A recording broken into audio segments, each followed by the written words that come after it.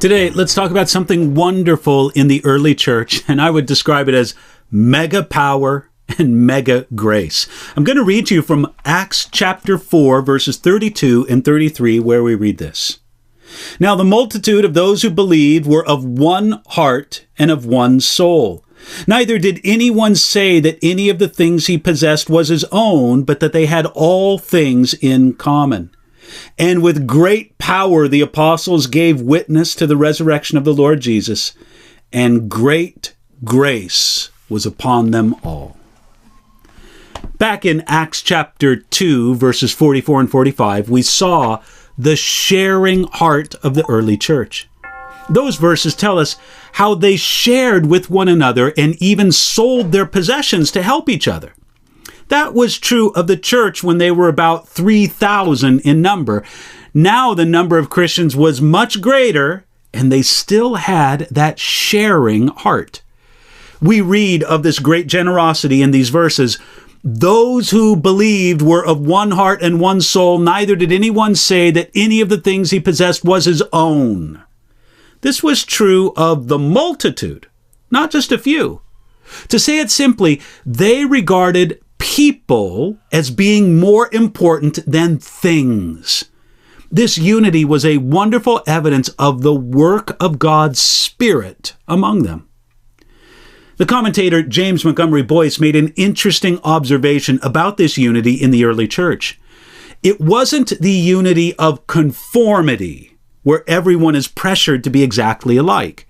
This unity was something greater than that. It was the unity of God's Spirit, centered on Jesus Christ.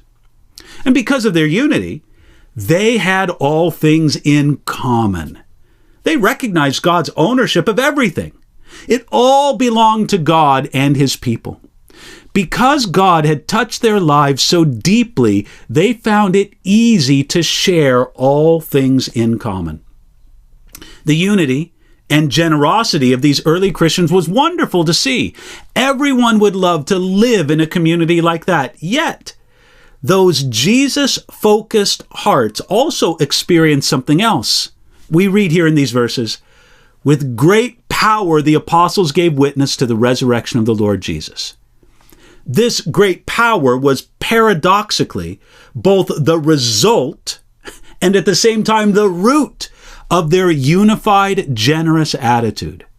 They put God first, people second, and material things a distant third.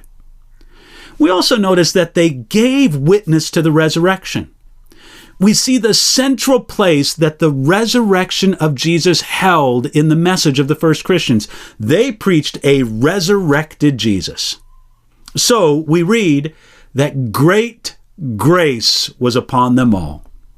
Grace is God's favor.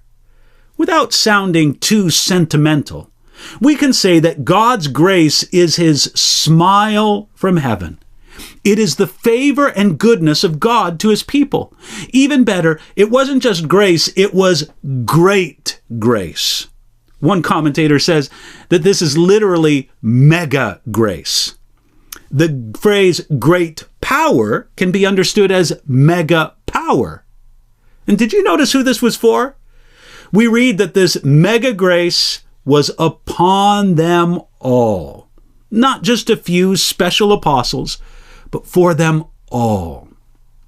So today, radically put your focus on the resurrected Jesus. Receive the gifts of his generosity and spirit of unity. Then receive his mega power and his mega grace. It's for us all.